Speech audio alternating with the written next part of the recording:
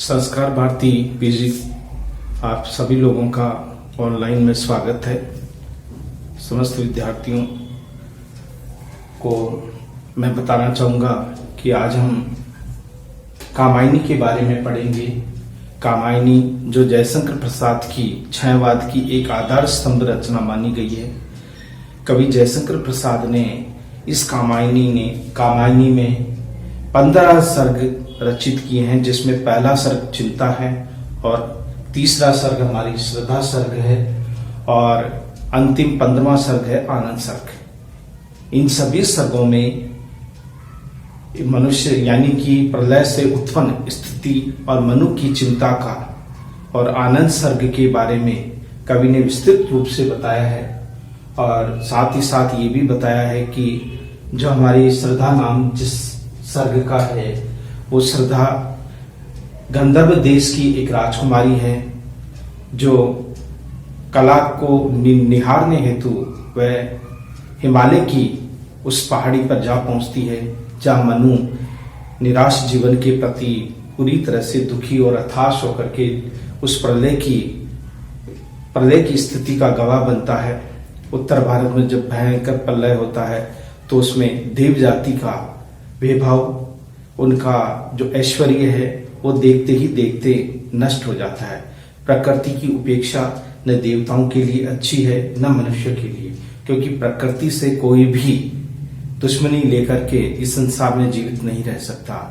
ये भी एक प्रमाण है कामायनी, जिसमें ये भी बताया गया है कि देव संस्कृति के अंत के बाद में मनु विचार करते हैं कि क्या अब सृष्टि में एक नए जीवन की कैसे शुरुआत होगी, क्या हम एक नए जीवन की शुरुआत कर पाएंगे और क्या मैं इसके लिए सामर्थ्य है मुझ में, मैं अकेला किस तरह से कर पाऊंगा। तब निराशा के अंधकार में मनु पूरी तरह से खो जाते हैं। तो कहीं से एक मधुर आवाज उनके कानों में गूंजती है, जो उनकी यानी कि मनु की हृदय की तारिका श्रद्धा की वो आवाज है, जिसे वो मन मस्तिष्क से सुनकर एकदम सजग हो जाते हैं। और श्रद्धा निराश मनु को समझाने का प्रयास करती है कि कर्महीन नहीं कर्मशील बनो। एक तरह से श्रद्धा मनु को कर्मशील बनने के लिए और निराशा को त्याग करके सदैव आशावादी बनने की प्रेरणा श्रद्धा देती है। वास्तव में श्रद्धा सर्ग एक आदर्शवादी नारी का प्रतीक भी है, जिसे हम कह सकते हैं।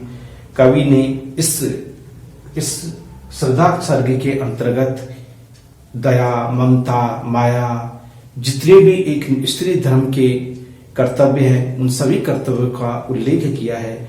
कवि जयशंकर प्रसाद कवि नारी हृदय के पार की थे, इसलिए तो कहते हैं नारी तुम केवल श्रद्धा हो, विश्व रजत के नवतल में पीयूष रोची बहा करो। अर्थात नारी के प्रति जयशंकर प्रसाद के जो उच्च विचार हैं, कामायनी में भी ये विचार देखने को मिलते हैं। कामायनी का ही यह एक पंक्ति है जिसमें श्रद्धा के प्रति आभार, श्रद्धा के प्रति व दृष्टिकोण और प्रेम भाव को प्रकट किया गया है। कवि जयशंकर प्रसाद की दृष्टि में श्रद्धा जो सर्ग है वो एक आदर्श एक पात्र के रूप में है, और इसी आदर्श पात्र ने जो घोर निराशा के अंधकार में मनु खोया हुआ था, जीवन से पूरी तरह से निराश हो गया था, उसमें एक आशा की किरण बनकर आती है और उसे ये कहती है कि हे मनु, तुम अमर पुत्र हो, तुम देवताओं की संतान हो, भला तुम्हें भय किस बात का भय, क्योंकि तुम तो अमृतत्व को प्राप्त करने वाले हो, इस सृष्टि को पुनः संचालित करने वाले हो, एक नए जीवन का विकास करने वाले हो, और इसके लिए मैं तुम्हारी सहयोगिनी बनने के लिए तैयार हूँ, क्योंकि स्त्री पुरुष के समागम से ही यह संसार, ये सृष्टि का जो एक उद्भव विकास है वो पुनः हो पाएगा। श्रद्धा पूरी तरह से मनु के प्रति नतमस्तक हो जाती है। एक नारी हृदय की जो भावना है वो श्रद्धा के इन पद्यांशों में हमें देखने को मिलती है। सबसे पहले यही है कि श्रद्धा मनु को देखती है और मनु को देखते ही उसके मन में तरह तरह के विचार उत्पन्न होते हैं। तो मनु को वो क्या कहती है, श्रद्धा इन पद्यांशों में बताया गया है। कामायनी जल प्रलय से उत्पन्न उस विकट परिस्थिति का मूल्यांकन है।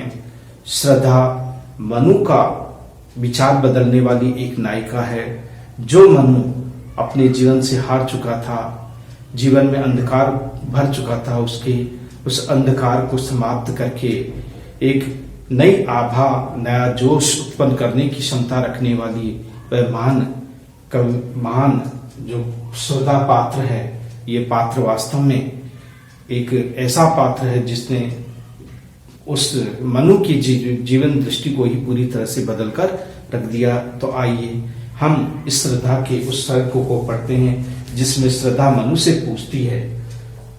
देखिए, जिज्ञासा है, प्रश्नवाचक चिन्ह है इसमें। कौन तुम सरस्वती जल दीदी तीर तरंगों से फेंकी मणि एक, कर रहे निर्जन का चुपचाप प्रभाकर धारा से अभिषेक। फिर प्रश्नवाचक चिन्ह है। यहां पर श्रद्धा मनु को देखती है तो उन्हीं से जिज्ञासा बस पूछती है कि अरे तुम कौन हो। जब सृष्टि प्रलय हो गई तो इस प्रलयकारी सृष्टि में एक जीवित प्राणी के रूप में तुम कौन हो, वो उससे जानना चाहती है मनु से कि मनु तुम कौन हो। सरस्वती जल निधि यानी संसार सागर रूपी जल निधि का मतलब होता है सागर, तीर यानी किनारा। संसार सागर रूपी किनारे पर लहरों द्वारा फेंकी गई अनमोल मणि जो अपनी ही चमक से आभाषित है, जो किनारे पड़ी हुई है, उसी भांति तुम व्यक्तित्व के धनी हे मनु तुम कौन हो। तुम्हारा रूप, तुम्हारा आकर्षण उस मणि की भांति मुझे आकर्षित कर रहा है। तो यहाँ पर जैसे लहर, जैसे समुद्र की गहराइयों में छिपी हुई अनमोल मोती जो लहरों के साथ में ऊपर आ जाते हैं, किनारों पर गिर करके अपनी चमक से अपनी आभा या अपने व्यक्तित्व को प्रकट करते हैं, उसी तरह से तरंगों के द्वारा फेंकी गई मणि के समान हे मनु तुम कौन हो। तुम्हारा व्यक्तित्व बड़ा ही आकर्षक है। तो यहाँ पर मनु के व्यक्तित्व के ऊपर प्रकाश डाला गया है। वो मणि जो है जिसमें चमक होती है, वैसी ही चमक मनु के व्यक्तित्व में है। तो हे संसार सागर रूपी तरंगों द्वारा फेंकी गई अनमोल मणि अर्थात मनु तुम कौन हो। क्या कर रहे निर्जन का चुपचाप प्रभा की धारा से अभिषेक। तुम निर्जन यानी एकांत में चुपचाप बैठे हुए, प्रभा यानी तेज, अभिषेक यानी सुशोभित करना। कहने का मतलब होता है ये निर्जन स्थान है। इस निर्जन स्थान में एक नई ज्योति, नए व्यक्तित्व का जो प्रकाश है, उस प्रकाश को तुम क्या कर रहे हो, फैला रहे हो अपने व्यक्तित्व से, अपने नाम से, अपने कर्म से।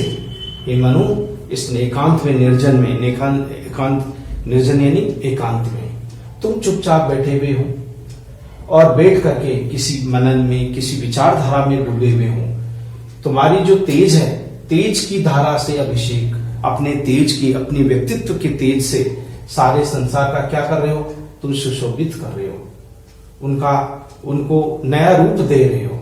देखिए क्या है, मधुर विश्रांत और एकांत जगत का सुलझा हुआ रहस्य, एक करुणा में सुंदर मौन, चंचल मन का उल्लास। कवि कहता है कि हे मनु इस मधुर विश्रांत का मतलब होता है थकान या शांत, बिल्कुल स्थान जहां तुम बैठे हुए हो, बिल्कुल शांत वातावरण है और तुम अपनी थकान वहां बैठ करके मिटा रहे हो। एकांत स्थान है, ऐसा प्रतीत होता है एकांत जगत का शुद्ध हवा। तुमने इस संसार की जितने भी रहस्य है, इस एकांत में बैठ करके शांत मुद्रा में और बिल्कुल गंभीर अवस्था में सारे संसार के उन रहस्यों को सुलझा लिया हो, ऐसा मुझे प्रतीत हो रहा है। इस जितने भी रहस्य संसार के उन गंभीर रहस्यों को हे मनु तुम सुलझाने में लगे हो, या फिर उन रहस्यों को तुमने पूरी तरह से सुलझा लिया है, जान लिया उन रहस्यों को कि वह रहस्य क्या है। विश्रांत का मतलब होता है थकान और एकांत। विश्रांत का मतलब थकान भी होता है और शांत भी होता है। शांत वातावरण में, मधुर इस वातावरण में, माधुर्य भर देने वाले इस वातावरण में, जगत के एकांत में तुम इस संसार के संपूर्ण रहस्यों को गंभीरता से सुलझाने में लगे हुए हो, या तुम उस रहस्य को पूरी तरह से सुलझा लिया है। कभी मनु यानी श्रद्धा मनु को कह रही है। देखिए एक करुणा में सुंदर मौन और चंचल मन का उल्लास। आगे श्रद्धा मनु से कहती है कि हे मनु, तुम करुणा में, यानी तुम्हारे मन में एक करुणा है, सबके प्रति दया है, किंतु मौन, और तुम बोल नहीं पा रहे हो, तुम चुप हो, लेकिन तुम्हारा चुप रहना भी तुम्हारे को करुण दृष्टि को प्रकट करता है, तुम्हारे उस सुंदर उदात्त जीवन को प्रकट करता है, तुम्हारे सुंदर व्यक्तित्व को प्रकट करता है। तुम्हारे अंदर करुणा की एक दृष्टि है, करुणा भरा एक हृदय है, लेकिन वो क्या है? मौन है। सुंदर होने पर भी मौन है, वो अभिव्यक्त नहीं है। और चंचल मन का आलस्य। हे मनु, तुम मन से बड़े चंचल हो, किंतु आलस्यवश इस चंचल मन में एक गतिहीनता आ गई है। तुम्हारा मन चंचलहीनता से, यानी चंचलता से निकल करके आलस्य में ग्रसित हो गया है। तुम निष्कर्मण्य हो गए हो, जीवन से निराश हो गए हो, हताश हो गए हो, जीवन की उस करुण कहानी को तुम समझ नहीं पा रहे हो। तुम चंचल मन की पारखी हो, क्या है? किंतु आलस्य ने तुम्हें घेर दिया है, तुम्हारे चंचल मन को पूरी तरह से अपने वश में कर लिया है। इसलिए हे मनु, तुम अपने कर्म के प्रति सचेत रहो, आलस्य को त्याग दो, कर्महीनता को त्याग दो। आगे है, सुना है ये मनु ने मधुर गुंजार, मधु करी खासा जब सा आनंद, किए मुख नीचे कमल समान, प्रथम कवि का जो सुंदर छंद। कवि ने यहाँ बहुत सुंदर कल्पना की है, और यहाँ पर मनु के द्वारा कहलवाया, श्रद्धा के द्वारा कहलवाया है। सुना ये मनु ने, जब मनु ने मधुर ध्वनि सुनी, गुंजार का मतलब होता है ध्वनि, सुमधुर ध्वनि उसके कानों तक पहुंची, मनु के कानों तक, या कानों तक वो गुंजार पहुंची, ध्वनि पहुंची। मधुकरी का मतलब होता भ्रमरी, भ्रमरी का सा आनंद। इसमें कासा है उपमा अलंकार है, भ्रमरी कासा यानी उपमा अलंकार है इसमें। भ्रमरी का सा आनंद, जैसे भ्रमरी, भंवरे के आस, भंवरा जो होता है या भंवरी जो होती है, फूलों के आसपास मंडरा करके सारे वातावरण में एक आनंद का संचार कर देती है, एक आनंद का आभास करा देती है। इस प्रकार हे श्रद्धा जब मनु जब श्रद्धा की उस मधुर वाणी को सुनता है, तो उसे ऐसा प्रतीत होता है जैसे कोई फूल के पास में भंवरा मंडरा रहा हो, आसपास में भंवरे का सा आभास होने लगा। कि ये मुख नीचे कमल के समान। कुछ लोग कहते हैं कि ये जो मुख नीचे कमल के समान मुख श्रद्धा के लिए है, लेकिन यहाँ हमारे कुछ विद्वानों ने कहा कि ये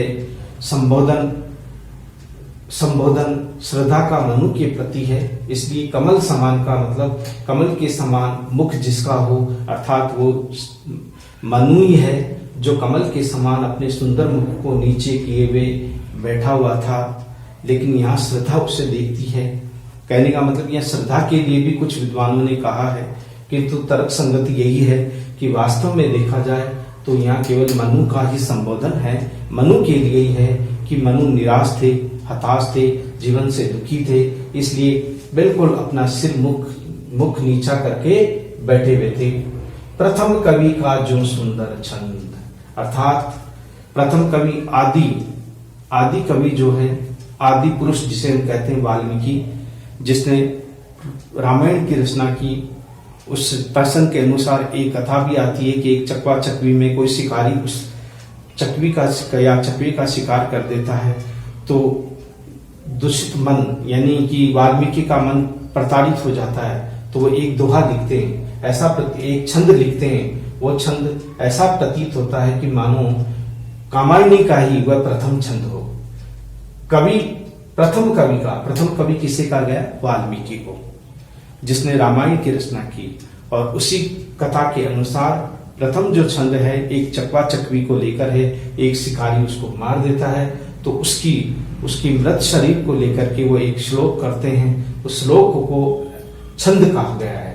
तो ऐसा प्रतीत होता है कि तुम हे मनु प्रथम कवि का प्रथम छंद हो, ऐसा प्रतीत हो रहा है। यानी तुम्हारे विचार, तुम्हारा व्यक्तित्व उसी छंद के समान है, सुंदर छंद के समान है। एक झटका सा लगा सहर्ष, निखरने लगी लूटे से कौन, गा रहा ये सुंदर संगीत कौतूहल रह न सका फिर मौन। एक झटका, जब इतनी बात हुई तो अचानक मनु को झटका या धक्का सा लगा। बहुत ध्यान से वो बात सुन रहे थे, श्रद्धा की देख रहे थे, परख रहे थे। एक झटका सा मनु को लगा, एक धक्का सा लगा। सहर्ष खुशी के साथ में देखने लगे, निरखने यानी देखने लगे। लूटे से कौन, ऐसा लगता है क्योंकि निराश थे मनु, इसलिए ऐसा लग रहा था कि जैसे मनु लूटे हुए से। तो वो मन श्रद्धा फिर भी कहती है लूटे हुए से कौन, हे जीवन से हताश निराश हे मनु, तुम लूटे हुए से प्रतीत हो रहे हो, तुम हो कौन। गा रहा ये सुंदर संगीत कौतूहल न रह सका फिर मौन। अचानक उनकी मधुर, जो श्रद्धा का मधुर संगीत है, सुंदर संगीत है, उसका मधुर गान उनके मन मस्तिष्क में आया, यानी कि उसके कानों तक पहुंचा। तो उन्हें एक मधुर सुंदर संगीत की तरह से उनका जो कथन है श्रद्धा का वो प्रतीत हुआ। प्रश्नवाचक चिन्ह कौतूहल न रह सका फिर मौन। जो मनु थे वो चुप नहीं रह सके। कौतूहल का मतलब होता है जानने की इच्छा कि आखिर ये ध्वनि रूपी जो संगीत है, सुंदर संगीत है, वह किस दशा से और कौन गा रहा है, ये जिज्ञासा मनु के मन में उत्पन्न हुई। वो कौतूहल अब रह नहीं सका, अर्थात वो जानना चाहते थे कि इस संगीत को गाने वाला, इस मधुर संगीत को उत्पन्न करने वाला कौन है। यहाँ पर अनुप्रास अलंकार है, सुंदर संगीत में अनुप्रास अलंकार है और आगे प्रश्नवाचक चिन्ह है, ये हमसे जानना चाहता है। और देखा वह सुंदर दृश्य नयन का इंद्रजाल अभिराम। मनु ने देखा एक सुंदर दृश्य उनके सामने था और जब उन्होंने अपने नेत्रों से जब उस सुंदर आभा युक्त उस श्रद्धा को देखा तो उस दृश्य को देख करके ऐसा लगा कि जैसे उनकी आंखों पर किसी ने जादू कर दिया। इंद्रजाल यानी जादू, आंखों का जादू हो गया, आंखों पर किसी ने जादू कर दिया। अभिराम यानी सुंदर, किसी ने सुंदर जादू उनकी आंखों पर कर दिया, अर्थात उन्हें अच्छा महसूस होने लगा, अर्थात उनका मन प्रफुल्लित हो गया उस दृश्य को देख करके। बहुत ही सुंदर वो दृश्य था। वो इंद्रजाल, इंद्रजाल का मतलब होता है जादू, अभिराम यानी सुंदर। ऐसा प्रतीत हुआ कि मानो किसी ने उनकी आंखों पर जादू कर दिया हो, ऐसा ही दृश्य आंखों के सामने उपस्थित हो गया। अब देखिए, कुसुम बेगों में लता समान चंद्रिका से लिपटा घनश्याम। श्रद्धा कैसी लग रही थी, इसको प्राकृतिक उपमाओं के माध्यम से कवि ने अपने विचारों को गति दी है और हमारे सामने प्रकट किया है। कुसुम यानी फेल, कुसुम यानी फूलों की, वैभव यानी लदी हुई, फूलों से लदी हुई, लता यानी बेल, जैसे कोई फूलों से लदी हुई सुंदर बेल। चंद्रिका यानी चांदनी रात में, मानो फूलों से लदी हुई कोई बेल चांदनी रात में किसी पेड़ के ऊपर लिपटी हुई है, उस भांति प्रतीत हुई। घनश्याम, घनश्याम यानी काले बादल, या फिर हम ये कह सकते हैं कि जैसे चंद्रमा के, सुंदर चंद्रमा के सामने अचानक काले काले बादल छावे हो। तो यहाँ पर मानवीकरण अलंकार का भी प्रयोग किया गया है। कुसुम वैभव में लता समान चंद्रिका से लिपटा घनश्याम। घनश्याम यानी काले काले बादल, जैसे चंद्रमा की सुंदर शीतल किरणों से कभी वो ओझल कर देता है उस प्रकाश को, कभी ढक लेता है। और जो पेड़ यानी कुसुम यानी कि जो लता थी, कुसुम से युक्त, फूलों से युक्त जो लता थी, वो वृक्षों के चारों तरफ लिपटी हुई थी। प्रकृति में एक मन भावन दृश्य था, एक लुभावना दृश्य था जो आंखों के सामने उपस्थित था। हृदय की अनुकृति, ब्रह्मा का उदार, एक लंबी काया उन्मुक्त। हृदय की अनुकृति, अनुकृति यानी बनावट, वो हृदय की अनुकृति थी, ईश्वर की एक देन थी। कौन? श्रद्धा। ब्रह्मा जी का एक उदार वरदान था। एक लंबी काया यानी एक लंबे शरीर वाली उन्मुक्त यानी सामने थी। कौन? स्वच्छंद रूप में, उन्मुक्त रूप में श्रद्धा सामने खड़ी थी। वास्तव में वह हृदय की अनुकृति थी। जैसा मनु ने चाहा था उसी रूप में वह श्रद्धा उसे दिखाई दे रही थी। ऐसा लग रहा था कि मानो उस ब्रह्मा जी ने एक उदार वरदान मनु को दे दिया हो। एक लंबी काया से युक्त, एक लंबी शरीर से युक्त एक जो स्त्री खड़ी थी, सुंदर शरीर वाली, जो बिल्कुल सामने थी, उसे देख करके मनु पूरी तरह से अचंभित हो गए और सोच में पड़ गए, विचार में ग्रसित हो गए कि आखिर ये है कौन। इसी दृश्य को इन पद्यांशों में दिखाया गया है। देखिए, इसमें उपमा, अनुप्रास, रूपक और मानवीकरण जैसे अलंकारों का प्रयोग किया गया है। इसमें आपके हम ये कह सकते हैं कि इसमें भाषा जो है वो है खड़ी बोली। खड़ी बोली में लिखा गया है। भाषा में उपमा, देखिए उपमा, रूपक, अनुप्रास, ये विशेष रूप से अलंकारों का प्रयोग किया गया है जो इस काव्य में हुआ है। और साथ ही साथ इसमें मनु एवं श्रद्धा की प्रथम भेंट है। ये इसी भेंट को कवि ने अपने मार्मिक और छायावादी स्वरों में हमारे सामने प्रस्तुत किया है। तो यहां तक हमारा पूरा हो चुका है। आगे पढ़ेंगे हम। जो खेल रहा हो, खिलखिला रहा हो, क्रियाकलाप कर रहा हो, तो यहां पर कल्पना की गई है बसंत है, मधु यानी बसंत, पवन यानी वायु, कीड़ित यानी खेल रही है। क्यों? शिशु साल, छोटे छोटे साल वृक्ष हैं उसकी भांति। शिशु का मतलब होता है बच्चे जो छोटे हैं, साल वृक्ष जो भी पेड़ नहीं बने, बड़े नहीं बने, किंतु बसंत की उस हवा ने उनको हिला दिया है।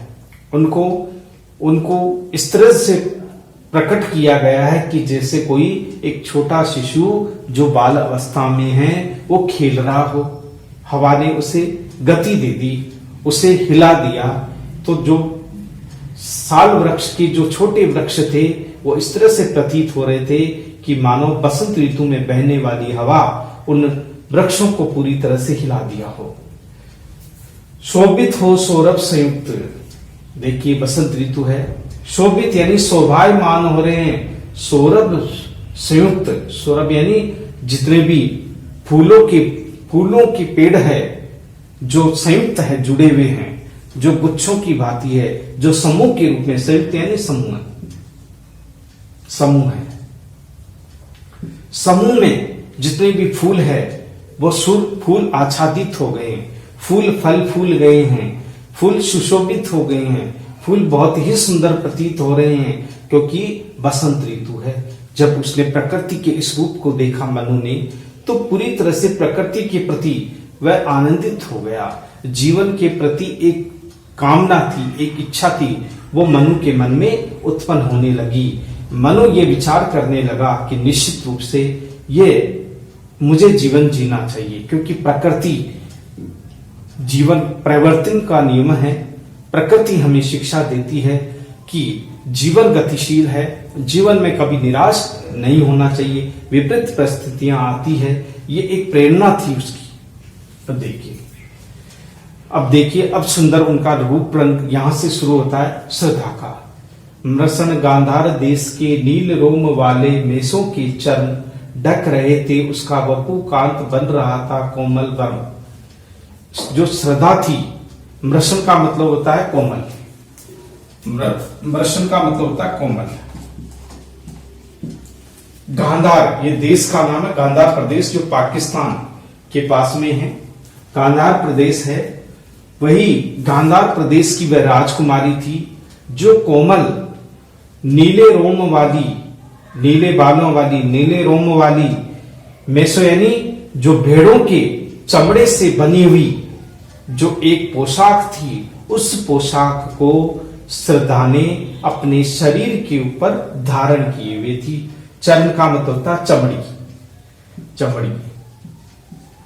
मेषो का मतलब होता भेड़, भेड़ की चमड़ी से बनी हुई, भेड़ की ऊपर तो बाल है और नीचे चमड़ी है, अर्थात जो भेड़ की खाल थी, या हम ये कह सकते हैं भेड़ की जो चमड़ी थी, उस चमड़ी के ऊपर जो जो बाल थे वो नीले रंग वाले बाल रोमों की भांति प्रतीत होते। रोम होते हैं जिस तरह से हमारे शरीर में, उस भांति वह नीले रोम वाली भेड़ों की बनी हुई वो पोशाक को अपने शरीर पर धारण किए हुए थे। स्वयं मनु ने अपनी प्रत्यक्ष आंखों से देखा था। वह गंधार देश की राजकुमारी थी जो गंधार प्रदेश से आई थी। ढक रहे थे उसका वपु, वपु का मतलब होता है शरीर, कांतेन सुंदर, अर्थात जो श्रद्धा ने जो वस्त्र धारण किए हुए थे चमड़ी का बना हुआ, यानी कि भेड़ों की चमड़ी से बना हुआ वह नीले रंग रोम वाला सुंदर वस्त्र वो उसके शरीर को ढक रहे थे। वपु यानी शरीर, कांत यानी सुंदर, बन रहा था कोमल वर्म, अर्थात जो दृश्य था, वर्म का मतलब होता है कोमल वर्म, कहने का मतलब होता है कि बहुत ही सुंदर वह दृश्य था। उस सुंदर शरीर के ऊपर नीले रोम वाली जो एक पोशाक थी, एक भैंसों या भेड़ों की चमड़े से बनी हुई वह एक पोशाक थी जो श्रद्धा के शरीर को ढक रही थी। बहुत ही सुंदर वो प्रतीत हो रहा था। वह कोमल वर्म, वह कोमल चमड़े वाली वो जो थी पोशाक, जो कोमल वर्म यानी पोशाक या पहनावा, वो बहुत ही सुंदर प्रतीत हो रहा था। मनु ने पहली बार जब श्रद्धा को देखा तो इसी पोशाक में वो उसके प्रत्येक आंखों के सामने खड़ी थी। अब देखिए, नील परिधान बीच सुकुमार खुल रहा मृदुल अधखिला अंग। नील परिधान, नीले परिधान यानी वस्त्र, परिधान यानी वस्त्र, जो पहना हुआ था, परिधान यानी वस्त्र, नीले रंग के परिधान वस्त्र जो मनु ने, श्रद्धा ने पहनी हुई थी, उसके बीच में सुकुमार यानी सुंदर, वह सुकुमारी खुल रहा था मृदुल अधखिला अंग। मृदुल यानी बहुत सुंदरता से युक्त उसका अधखिला अंग, जो जगह जगह से जो परिधान था, उस परिधान के बीच में से उसका शरीर कहीं अधखिला दिखाई दे रहा था, बीच बीच में से खुला हुआ सा प्रतीत हो रहा था। जगह जगह से वह शरीर खुला हुआ दिखाई दे रहा था।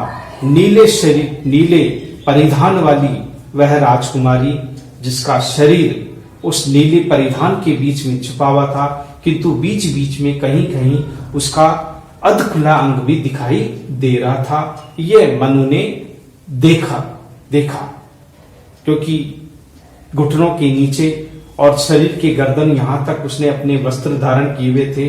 बाकी सुंदर काया वाली वह राजकुमारी, वह नीले परिधान वाली श्रद्धा, जिसको देख करके मनु पूरी तरह से सम्मोहित हो गया था। आगे देखो, खिला हो जो बिजली का फूल मेघवन बीच गुलाबी रंग।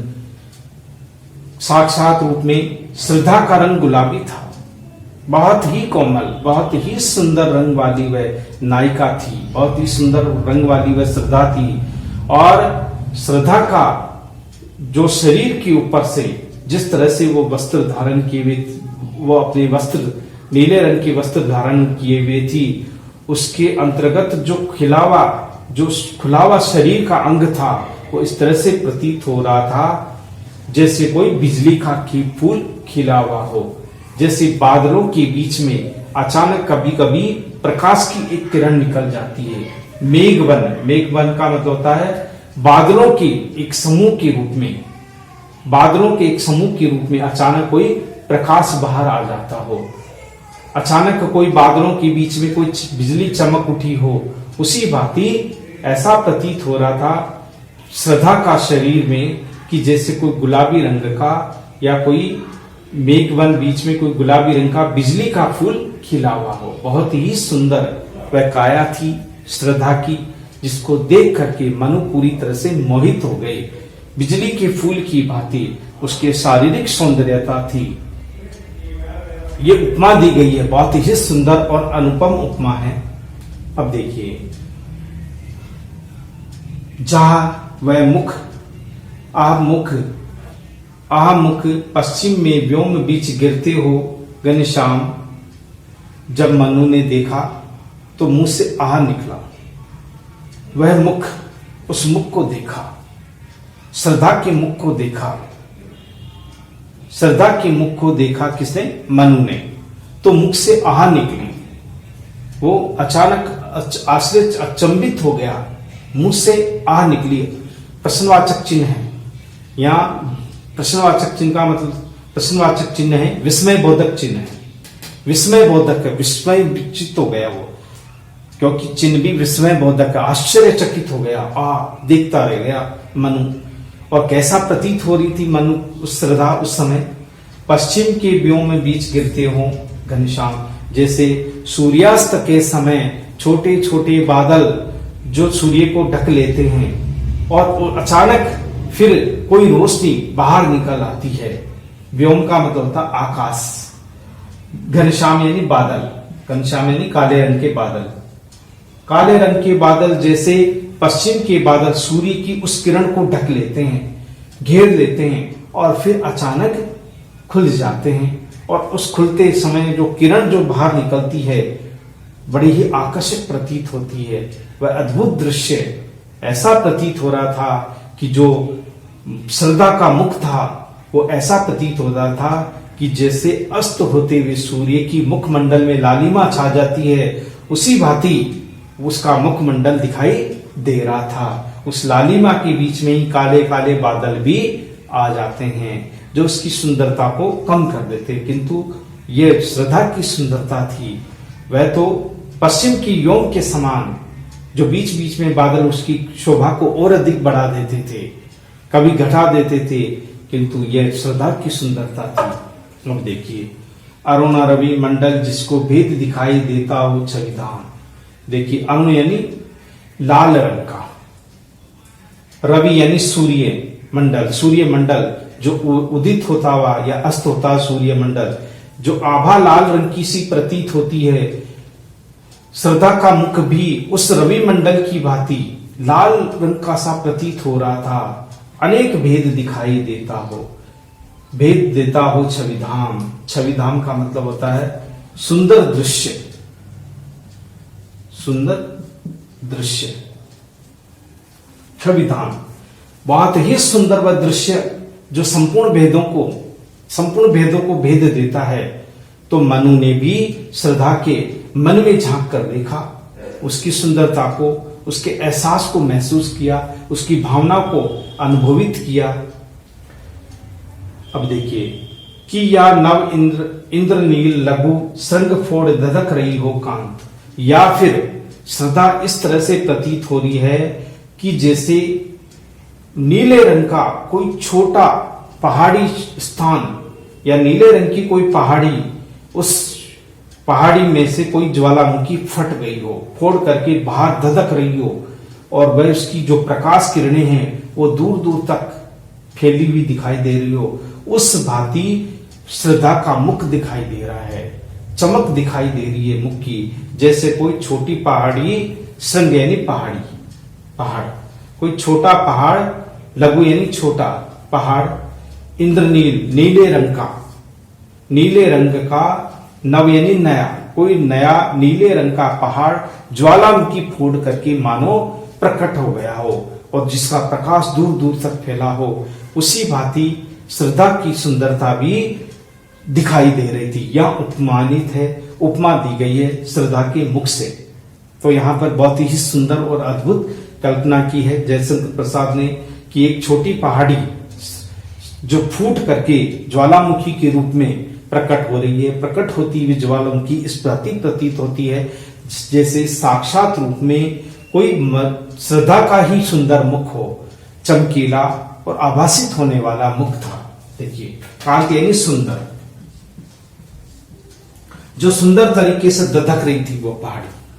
अब देखिए, गिर रहे थे घुंघरालू बाल अंश अवलंबित मुख के पास। मनु देखिए गिर रहे थे।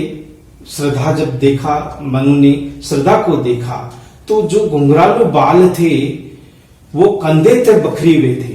अंश अवलंबित का मतलब होता है अंश यानी कंधा, उसके कंधे तक अस्त व्यस्त तरीके से बिखरे हुए थे उसके मुख के पास। उसका जो मुख था घुंघरालू बालों के कारण और अधिक सुंदर प्रतीत हो रहा था। उसके खुले हुए बाल जो कंधे तक फैले हुए थे कंधे पर टिके हुए थे और वो मुख के पास बहुत ही सुंदर व नायिका का जो रूप है वो प्रतीत हो रहा था, जिसको देख करके मनु का जो मन है पूरी तरह से मोहित हो गया, श्रद्धा के प्रति वह आश्चर्यचकित हो गया कि श्रद्धा सुंदरता में अद्वितीय है। अब देखिए, नील घन सावक से सुकुमार सुधा बरने को विधु के पास। नील घन, घन यानी बादल, नीले रंग के छोटे छोटे बादलों के समूह, बच्चों के समान। शावक का मतलब होता है बच्चे, जैसे बादलों के छोटे छोटे समूह, बड़े नहीं छोटे, यानी शावक बच्चों की भांति।